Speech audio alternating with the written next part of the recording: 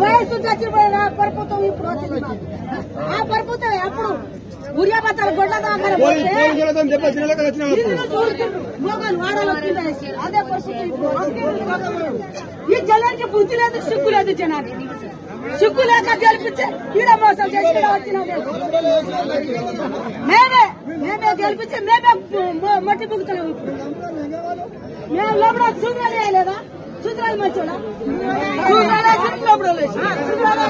జయ మా రేవంత్ అని రేవంత్ ఆ జాలిసి ఇప్పుడు వచ్చి మాకు ఎవరు ఇస్తుంది? బంగారం పర్వతం ఉంది. మట్టి బుగుతారు. మట్టిగా బుకాలు వచ్చాను. మళ్ళీ ఝాన్సీ రెడ్డి ఇప్పుడు రావాలి.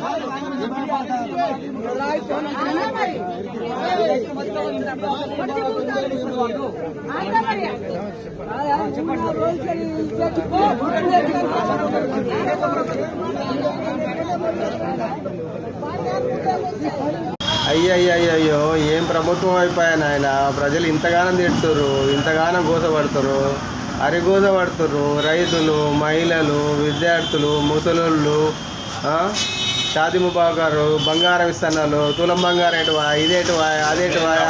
బాబా ఏం పబ్లిక్ అయిపోయింది, ఏం ప్రజలు అయిపోయిండ్రు. ప్రభుత్వం ఇంతగానో ఇట్లయిపోయింది. ప్రజలే తిట్టుకుంటారు, తమనే తిట్టుకుంటారు. ఏమని? అయ్యో అనవసరంగా ఈ ప్రభుత్వానికి ఓట్లు వేస్తాం కదా, అయ్యో అయ్యో ఇంత ఘోరమా ప్రభుత్వం. ఇట్లా అయిపోతే రానున్న రోజుల్లో ప్రభుత్వం కాంగ్రెస్ వస్తుందా రాదా? ఇంకా 10 ఏళ్ళల్లో మళ్ళీ కొత్త లేకుండా పోతుందా ఎట్లా? ప్రజలారా చూడండి, వచ్చే స్థానిక సంస్థల మీరు ఓట్లు వేస్తారా, దెబ్బలు తింటారా, ఏం చేస్తారో మీరే ఆలోచన చేసుకోండి.